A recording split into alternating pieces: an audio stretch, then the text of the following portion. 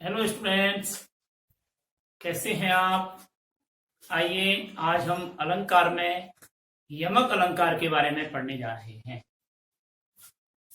हम पहला पढ़ा हमने अनुस्वार अनुप्रास अलंकार।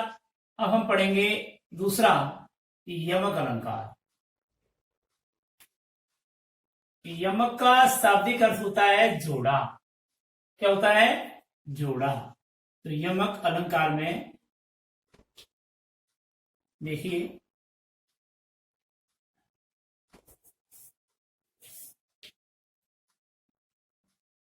यमक जो शब्द है इसका अर्थ होता है, यमक का शाब्दिक अर्थ है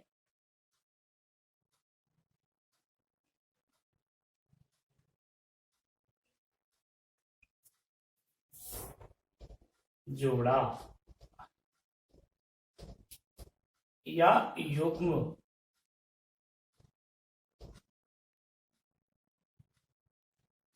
ठीक है, तो यमक का शाब्दिक अर्थ होता है जोड़ा, अर्थात जब काव्य में एक ही शब्द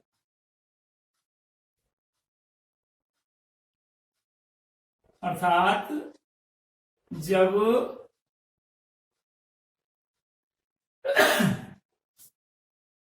काव्य में एक ही शब्द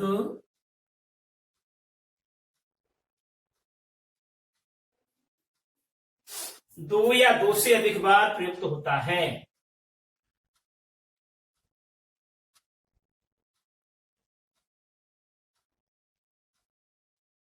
दो या दो से अधिक बार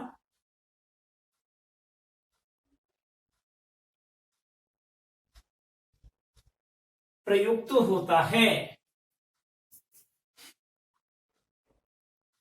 और प्रत्येक बार अलग अलग अर्थ देता है।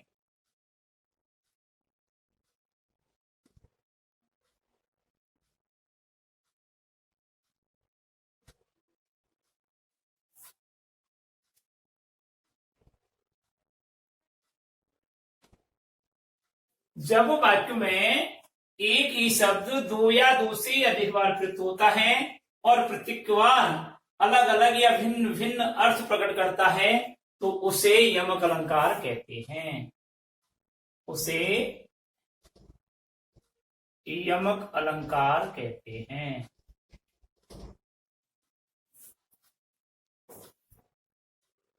कहने का मतलब ये हुआ कि जितनी बार शब्द की आवृत्ति होती है प्रत्येक बार उसका अलग अर्थ प्रकट होता है, उसे यमक अलंकार कहते हैं। उदाहरण देखिए, इसको आप चाहे एक लक्षण माने चाहे इसकी परिभाषा माने। प्रश्न दोनों प्रकार से पूछता है कि यमक अलंकार के लक्षण व उदाहरण लिखिए। ये पूछा है यमक अलंकार किसे कहते हैं, परिभाषा देते हुए उदाहरण बताइए। तो इसको परिभाषा भी कह सकते हैं, इसको लक्षण भी कह सकते हैं। ठीक है, उदाहरण देखिए, कनक कनकते सौगुनी,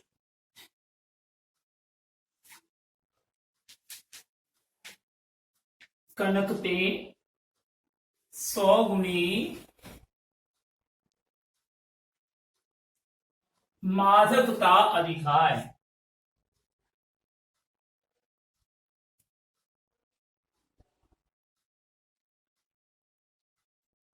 यानी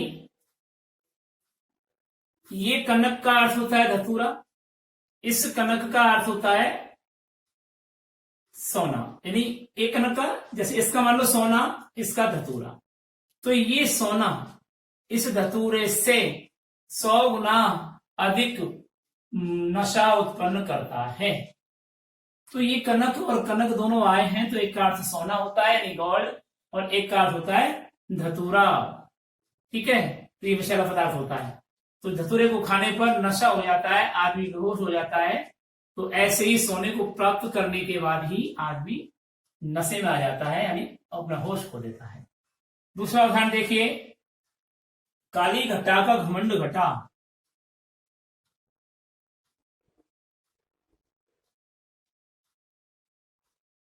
काली घटा का घमंड घटा।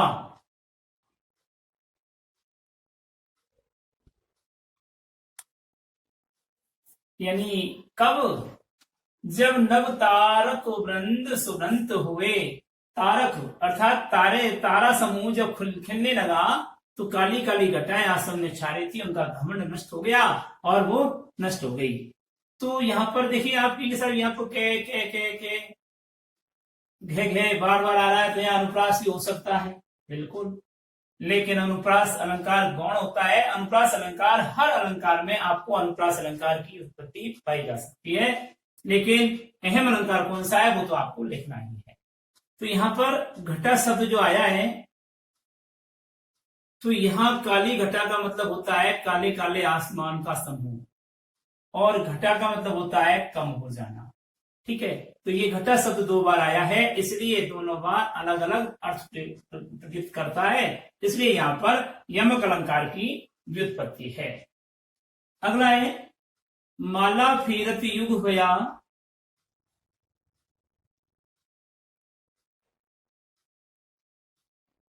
माला फेरत युग होया।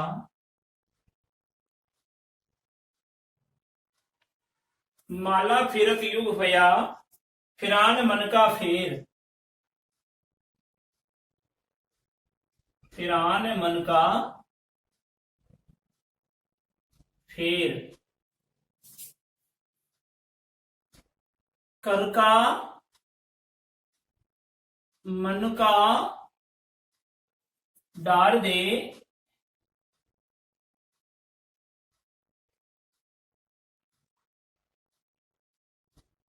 मन का फेर। अब देखिए यहां पर ये मन का और ये मन का, ठीक है, दोनों बार आए हैं, चाहे इसको ले लो एक इसको ले लो, हम 2 से अर्थ निकालेंगे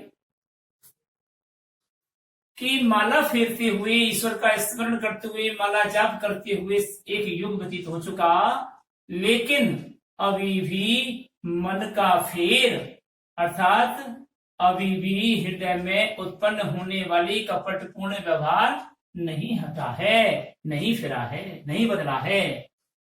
कभी प्रेरित करते हुए कह रहे हैं कि हाथ में धारण किए हुए उस माला के बीजों को तो त्याग कर दे, डाल दे यानी त्याग कर दे, और हृदय के बीजों को फेर दे, अर्थात मन में व्याप्त कपटपूर्ण व्यवहार को त्याग छोड़ दे। तो इस प्रकार से मन का यानी बीज, माला का बीज, और मन का यानी हृदय में उत्पन्न होने वाली भावनाएं। तो यहां इन दोनों शब्दों का अलग अलग अर्थ होता है, इसलिए यहां पर यमक अलंकार की व्युत्पत्ति है। अगला, जेते तुम तारे तेते नभु मैंने तारे हैं। जेते तुम तारे तेते नभु मैंने तारे हैं।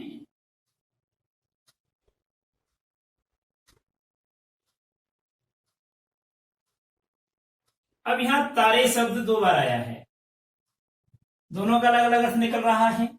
तारे का मतलब होता है प्रिय, और तारे का मतलब होता है आसमान में टिमटिमाने वाले नक्षत्र। तो जितने तुम मेरे प्रिय हो उतना तो आसमान में भी तारेगण नहीं है, यानी कि अनंत प्रेम की भावना का अर्थ है तारे।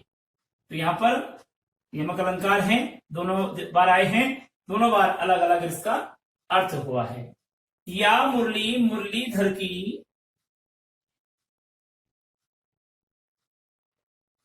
या मुरली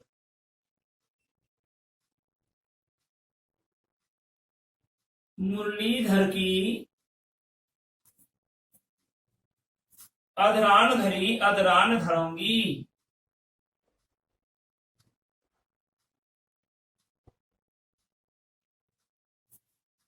अधरान धरी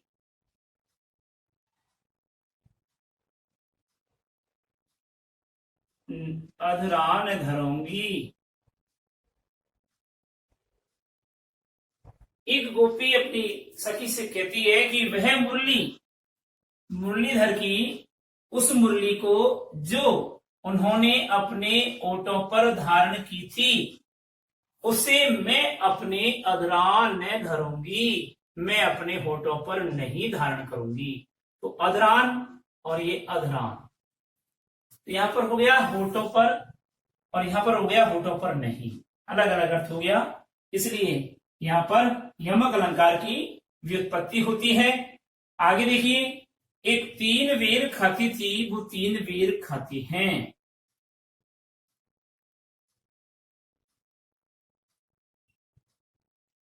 तीन बेर खाती थी,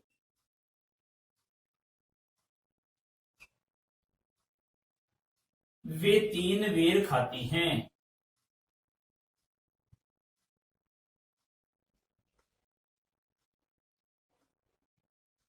अब इसमें देखिए, वेर का मतलब होता है टाइम ऑफ पीरियड, समय। 3 बार वो भोजन करती थी, सुबह दोपहर और शाम को। आज वो 3 बेर खाती हैं। वेर यानी कि एक वृक्ष का फल का नाम है, एक पौधे के फल का नाम है वेर, बेरिया का वेर। तो वो जो औरंगजेब की स्त्रियां शिवाजी से भयभीत होते हुए जंगलों में भाग गई, जो औरंगजेब की रानियां 3 बार भोजन करती थी, वो बेरिए के 3 फलों को खा करके संतुष्ट होती हैं। अगला,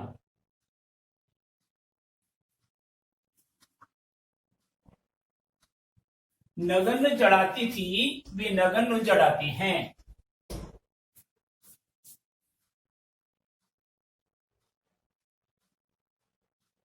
नगन जड़ाती थी,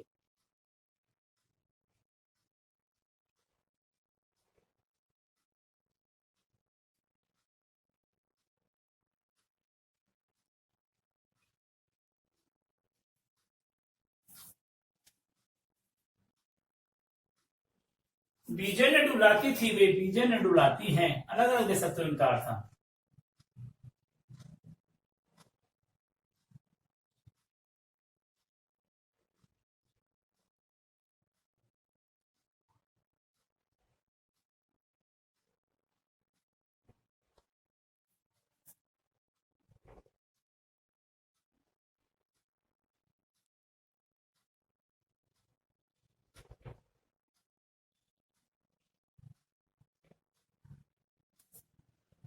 नगन जड़ाती थी, वे नगन जड़ाती है। वे औरंगजेब की रानियां जो नग्न आभूषणों से युक्त रहती थी, वे आज जंगल में आभूषण रहित नग्न बदन भागी हुई जा रही हैं।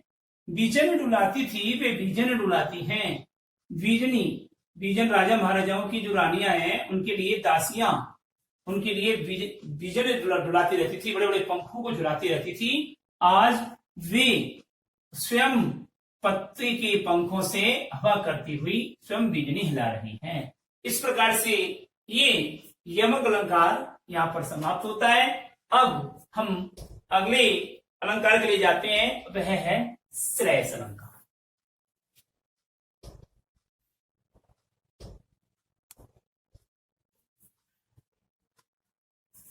तीसरा अलंकार है हमारा श्रेयस अलंकार।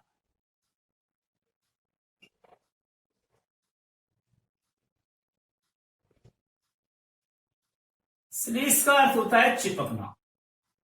श्लेष का क्या अर्थ होता है? शाब्दिक अर्थ होता है चिपकना, अर्थात चिपके रहना। तो श्लेष का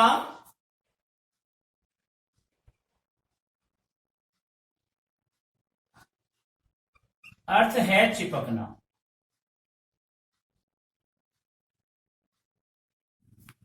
चिपकना, ठीक है। श्लेष का अर्थ होता है चिपकना। कैसे साहब? अर्थात लक्षण देखिए इसका, ये जिसको हम परिभाषा भी कह सकते हैं।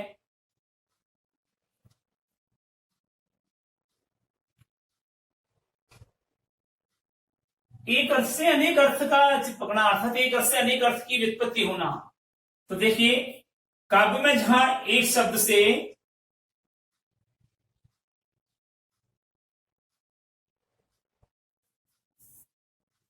काव्य में जब एक शब्द से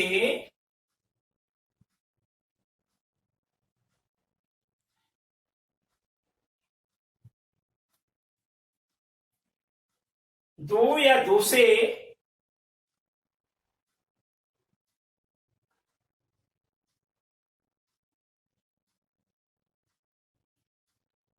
अधिक अथवा अनेक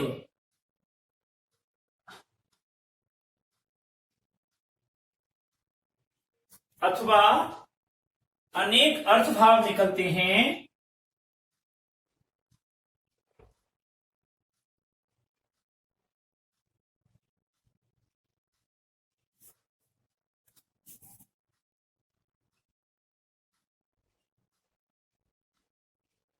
हैं, या प्रकट होते हैं, उसे श्लेष अलंकार कहते हैं।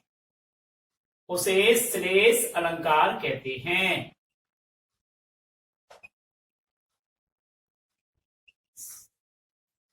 श्लेष अलंकार कहते हैं।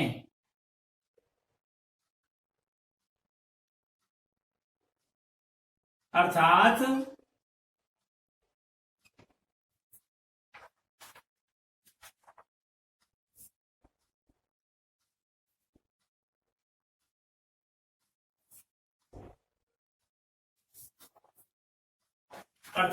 काव्य में जहां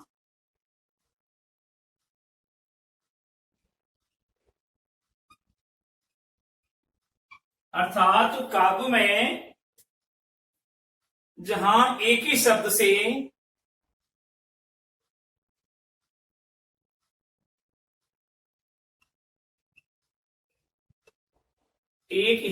से अनेक अर्थ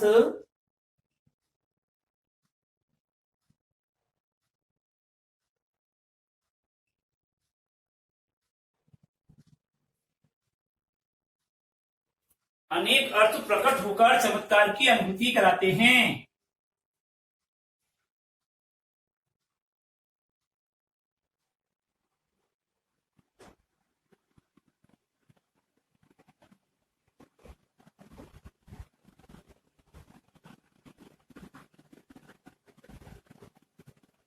काव्य की शोभा बढ़ाते हैं।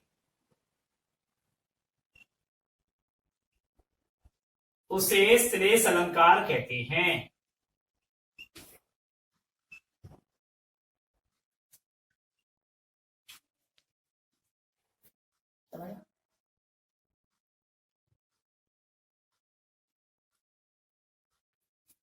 श्लेष अलंकार कहते हैं।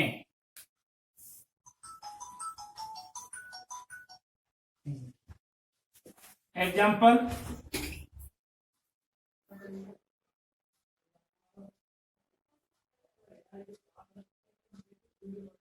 देखिए उदाहरण नंबर 1, पानी गए न उबरे मोती मानुष चून।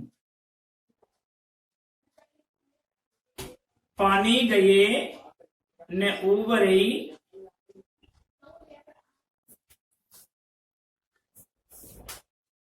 मोती मानुष चून।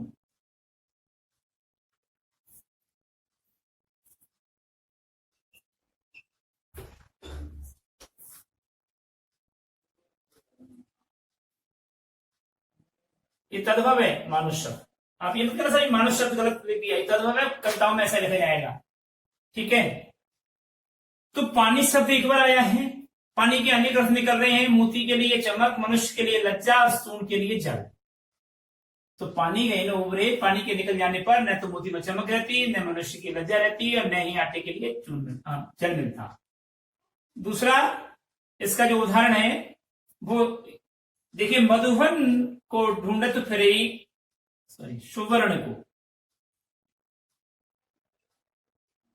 सुवर्ण को ढूंढत फिरे,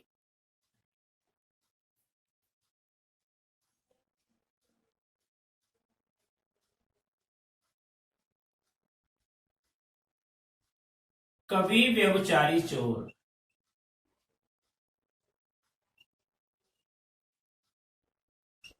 अब कई जगह पर आपको लिखा आएगा कि कवि, कामी, चोर, नहीं, यहां व्यवचारी शब्द है। सुवर्ण यहां एक बार आया है, अर्थ अलग अलग हुआ है। कवि के लिए सुंदर अक्षर, व्यवचारी के लिए सुंदर बस सुशोभित स्त्री, और चोर के लिए सोना। ठीक है, सुवर्ण। सुवर्ण का मतलब 3 प्रकार से है। सुवर्ण यानी कि सुंदर शब्द,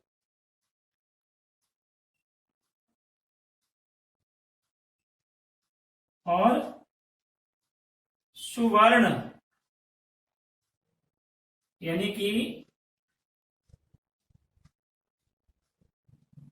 स्वरूप।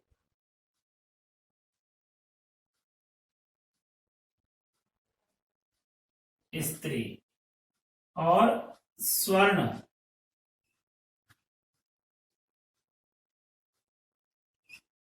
स्वर्ण का मतलब सोना, यानी कि जिसको आप गोल्ड कहते हैं। तो ये तो हुआ कवि के लिए, ये हुआ व्यभिचारी के लिए,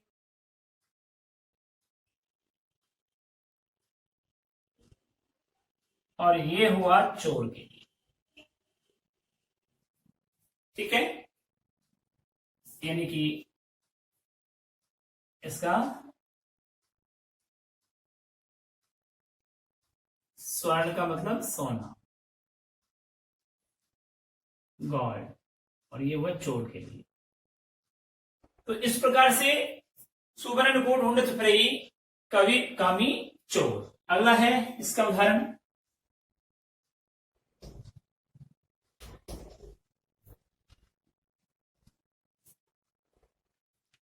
बलिहारी रूप कूप की गुनबिन बूंद न दे।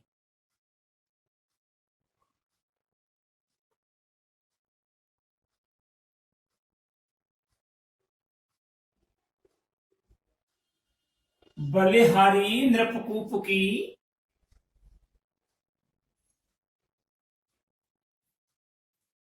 गुन बिन बूंद न दे। गुन बिन बूंद न दे।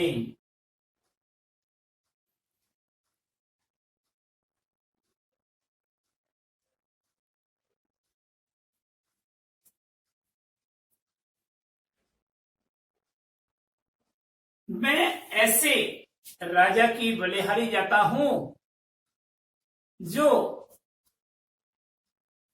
किसके बिना, ऐसे कुएं की बलिहारी जाता हूं, ऐसे राजा की बलिहारी जाता हूं जो गुण बिन बूंद न देई। इस गुण का अर्थ 2 प्रकार से हुआ। एक तो हुआ रस्सी के लिए, और एक हुआ गुणों के लिए। राजा के संदर्भ में गुण, और कुएं के संदर्भ में रस्सी, इसका अर्थ हुआ। तो एक बार प्रयुक्त हुआ, अर्थ 2 निकल रहे हैं कि मैं ऐसे राजा के बलिहारी जाता हूं जो बिना गुणों के किसी को एक बूंद भी धन संपत्ति नहीं देता। मैं ऐसे कुएं का बलिहारी जाता हूं जो बिना रस्सी के किसी को एक बूंद जल नहीं देता। ठीक है, तो यहां पर ये गुण का अर्थ 2 प्रकार से हुआ, और वो ऐसे हुआ। गुण के यानी गुण, और ये रस्सी। ठीक है, और अगला उदाहरण जो है, मधुबन की छाती तो देखो।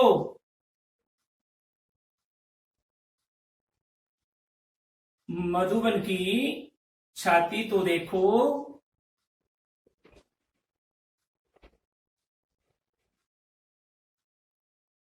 मधुबन की छाती तो देखो, सूखी कितनी इसकी कलियां।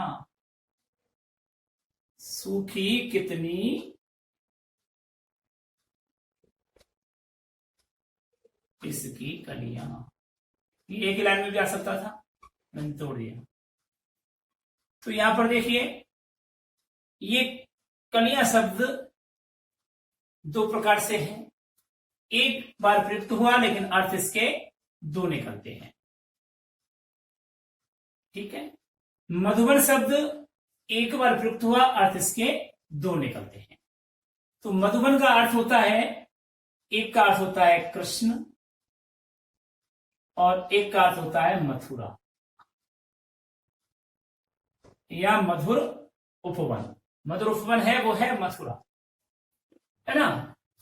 तो या उपवन, तो देखिए उपवन के उस हृदय स्थल को देखिए कि उसकी कितनी कलियां पुष्प खिलने से पहले की अवस्था।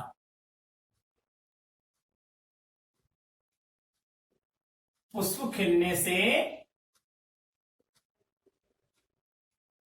पहले की अवस्था, इसका अर्थ। ठीक है, दूसरा अर्थ होता है युवा अवस्था से पहले की स्थिति।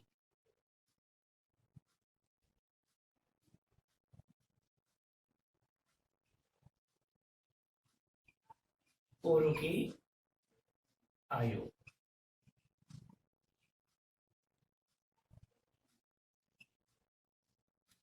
ठीक है, तो श्री कृष्ण के हृदय को देखिए कि ये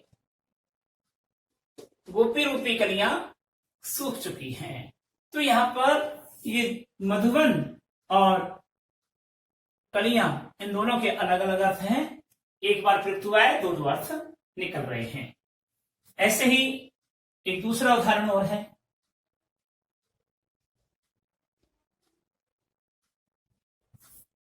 मंगन को देख के पट देत बार बार है। मंगन को देख पट देत बार बार है। मंगन को देख पट देत बार बार है।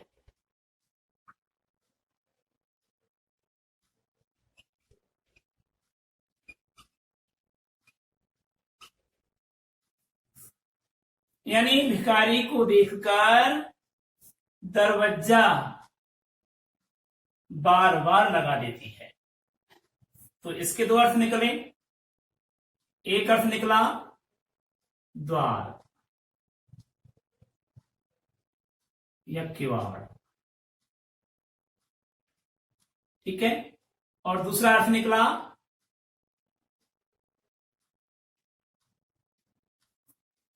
वस्त्र। भिखारी को देख करके बार बार उसे वस्त्र दे देती है। तो यहां एक शब्द एक बार आ रहा है और उसके अनेक अर्थ निकलते हैं। इस प्रकार से हमारे यहां ये श्लेष अलंकार पूरा होता है। आज तक का हम इतना ही। अगले वीडियो में हम अन्य अलंकारों के बारे में पढ़ेंगे। तब तक के लिए हम आपसे इजाजत लेते हैं।